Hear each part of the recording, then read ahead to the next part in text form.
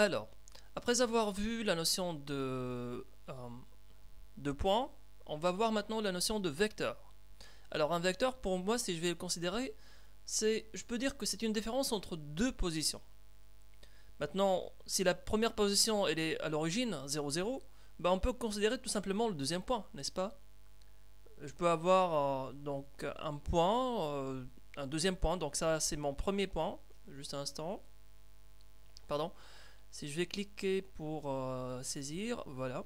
Donc ça c'est mon premier point, P1, et ça c'est mon deuxième point, P2, et ma différence c'est la marche que j'ai faite pour passer entre de P1 vers P2.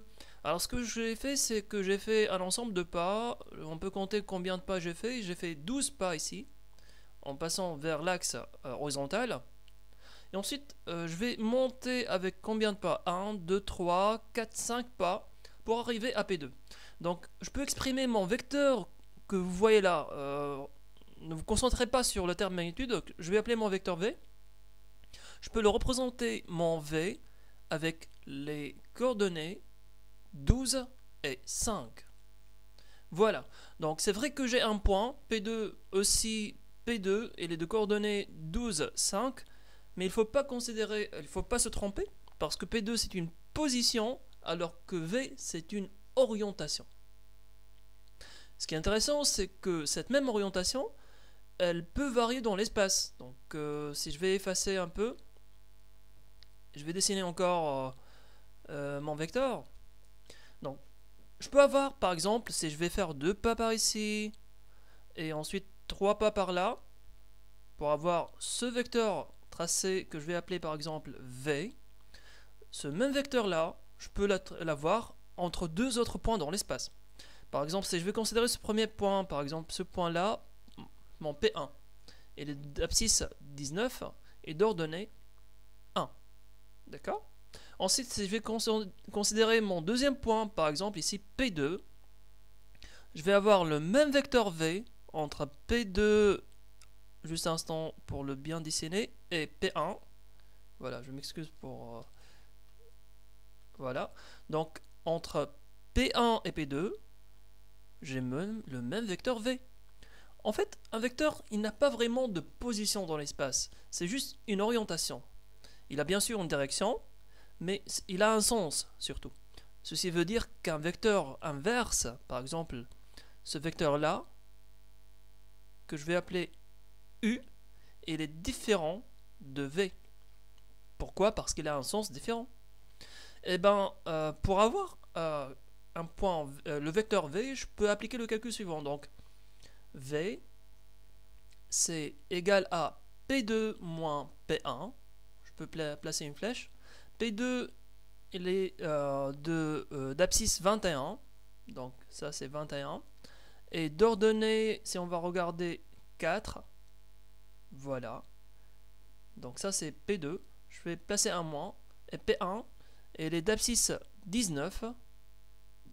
Et ensuite, d'ordonnée 1. Et ce qui résulte, c'est que je vais avoir 21 moins 19, ça fait combien? Ça fait 2, et 4 moins 1, ça fait 3. Donc mon vecteur V, il est exprimé par les coordonnées 2, 3. Ça, c'est un vecteur colonne. Je peux aussi écrire V est égal à 2, 3 transposé. Ou bien je peux mettre un T majuscule, c'est la même chose. Je peux mettre un astérix ou bien un T pour dire j'ai un vecteur, là c'est un vecteur ligne, et là c'est un vecteur colonne, c'est la même chose, c'est juste une notation. Voilà donc, on peut considérer la somme entre différents vecteurs. Si je vais considérer ce premier vecteur là, pardon, alors si je vais considérer mon premier vecteur là, je vais vous montrer mon premier vecteur, c'est mon premier vecteur, que je vais appeler par exemple V1, et là c'est mon deuxième vecteur, que je vais appeler V2. Alors, la somme de ces deux vecteurs-là, elle résulte à un troisième vecteur qui est la somme des deux. Je vais vous montrer ce vecteur-là, en fait, comment l'avoir. On va compter combien de pas on a fait. Eh bien, pour avoir, juste je vais activer le pointeur, pour avoir les coordonnées de ce premier vecteur-là, que j'ai appelé, je rappelle V1, Je vais compter combien de pas j'ai fait. Donc 1, 2, 3, 4, 5. J'ai fait donc 5 pas. Ensuite, je vais faire, donc je suis à 5. Et combien de pas je vais faire pour monter? Alors, je vais faire 1, 2, 3, 4, 5 et 6.